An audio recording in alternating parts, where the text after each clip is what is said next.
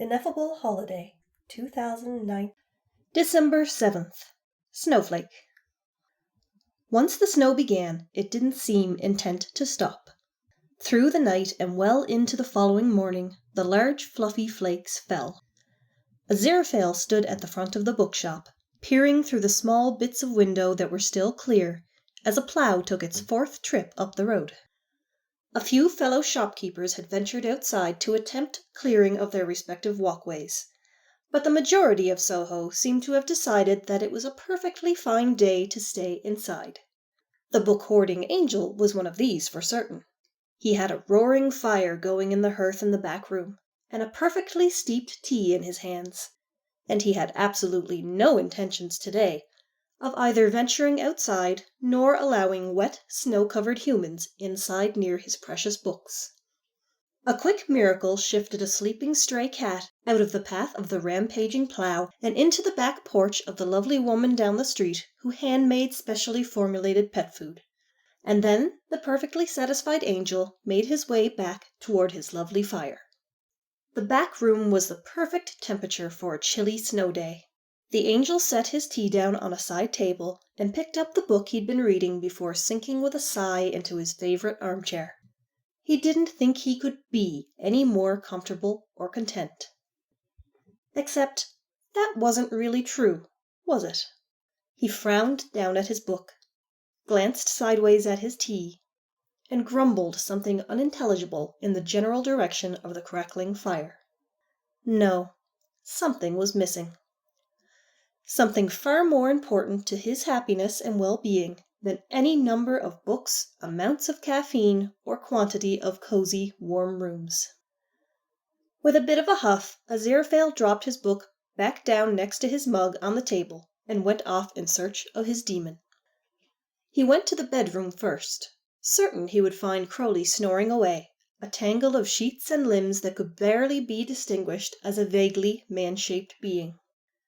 To his surprise, he found the bed empty, though not made, he noticed with a raised eyebrow. Next he checked the bathroom. Crowley was terribly fond of hot baths. He'd vehemently deny his overabundant use of bubble bath, but Aziraphale had noticed that he was running out of some of his favorite formula 3 times as quickly as before the demon had taken to staying at the shop more nights than not. The Angel rapped gently on the door before pushing it slowly open, but found the bathtub as empty as the bedroom. The third place he went was the kitchen. Perhaps Crowley had managed to sneak downstairs without his noticing, and was sipping a cup of overly strong coffee whilst flipping through the news on his mobile phone. No, he wasn't there either.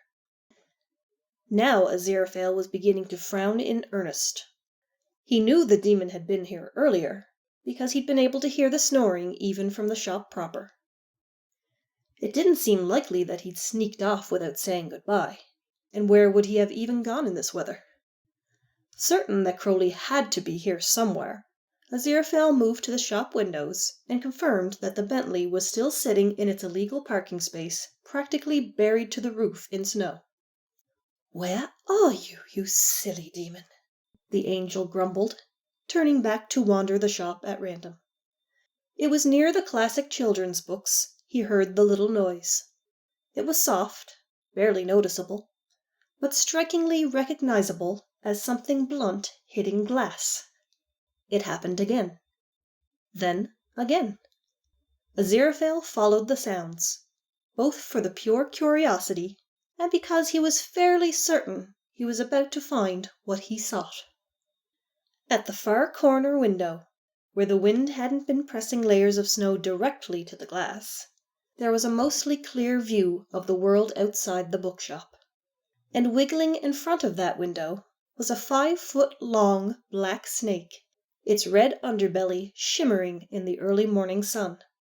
The beautiful creature had wriggled its way halfway up the length of the window, and, with wide amber eyes unblinking, was booping its nose against the glass as the snowflakes fell close by.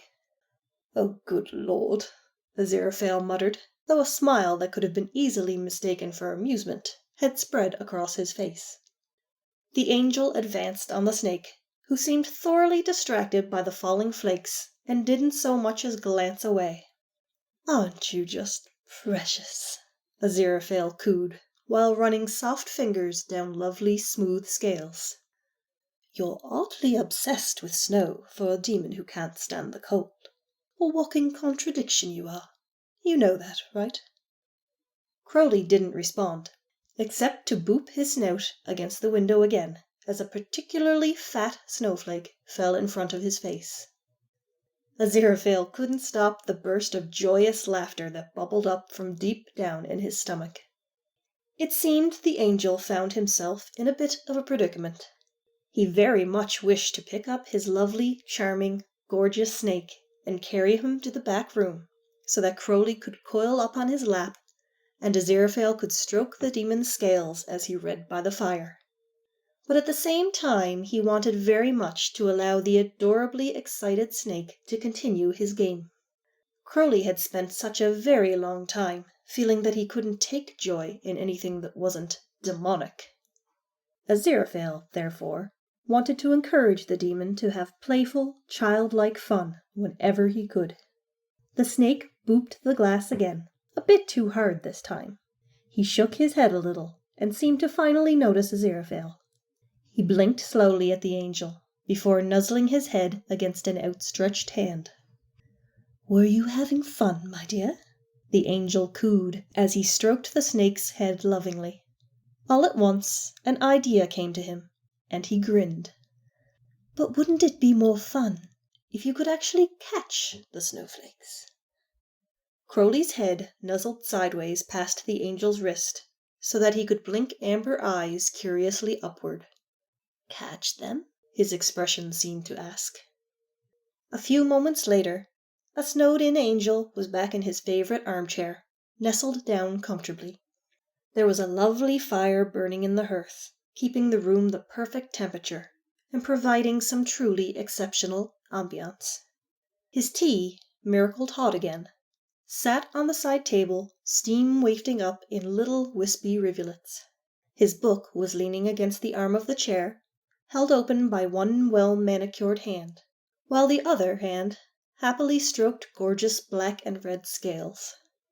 And the snake, to whom those scales belonged, bobbed up and down playfully, booping his head against the fat, fluffy snowflakes that were falling on to him from a little pocket of displaced space that his angel had conjured into being above them. An extremely frivolous use of a miracle. Oh, absolutely. But as Aziraphale's attention split between the perfect little snow day setup he'd built for himself and the absolute delight radiating from his demon, the angel found that it was absolutely well worth it. Thank you for listening. Please subscribe and ring the bell to get notifications of future uploads. If you would like to read more of my work, you can find me on An Archive of Our Own as Ineffable Tereshi. Please see the description box below this video for more information and other ways to follow me. Mind how you go.